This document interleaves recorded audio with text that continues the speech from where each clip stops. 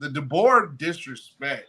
What do you make of it? Do you think this is a wise idea, in my opinion? No, it's not a wise idea. Listen, I loved whenever he went on to the Pat McAfee show and they were making a joke, right? And they were telling him like, oh, your record at Sioux Fall doesn't count, right? Because you were only beating Sioux Fall level competition with Sioux Fall level resources, with Sioux Fall level players. And the whole thing is it's like, everybody wants to say that doesn't count, but there were two NFL guys, Pat McAfee and Butler was there, and they were both saying like, he's doing it with equitable talent. He didn't walk into Sioux Fall with the 85 Bears and start whipping everybody. Like, he had that level of talent and whipped everybody. He inherited a Washington program that was 4-8 and a disaster.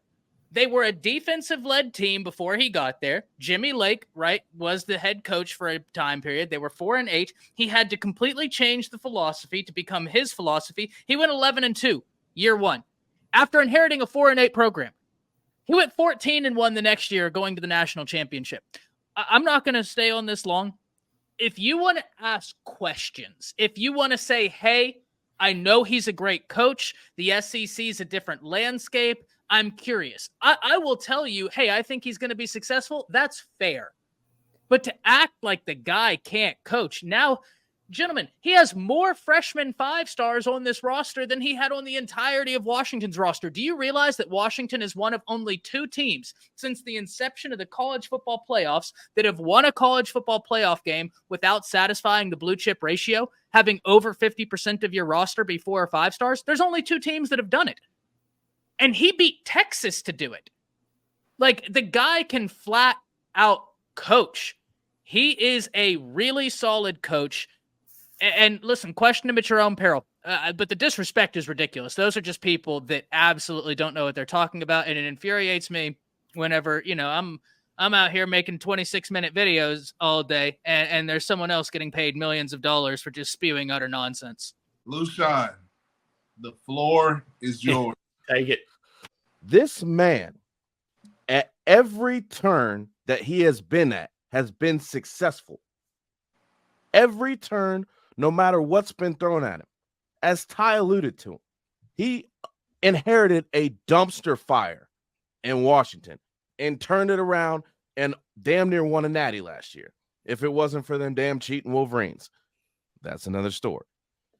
But not only did he accomplish that, he takes on probably one of the most confusing, most just not even plausible coaching positions after, and I will say the greatest football coach, nay, even the greatest coach, period, decided to hang it up.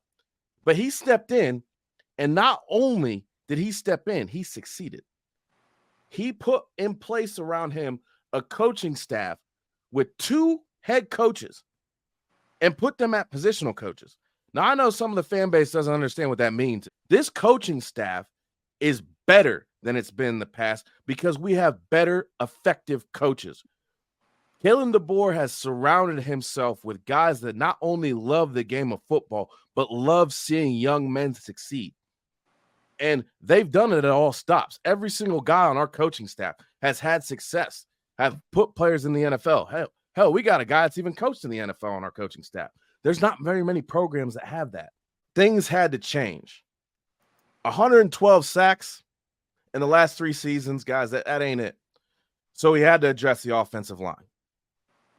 And the people they're saying, oh, he can't recruit, he's not going to be successful, that's bull. Because he's not only been successful, he hit a grand slam in every position. Like we said before, 2 out of the 5 top safeties in the transfer portal losing Caleb Downs to the Buckeyes, we ain't hurting. I saw something, and when I talked to Jaden Roberts, when I talked to Keanu Coate at the Bryant Museum, I heard hunger. I heard just wanting to be great. And they both said that's that attitude that Kalen DeBoer brings to the locker room every day, that competition level every day. Change is good. Change is great. And I am happy to say that Alabama has changed for the better. The fan base, I'm going to address this the last time I'm going to say it.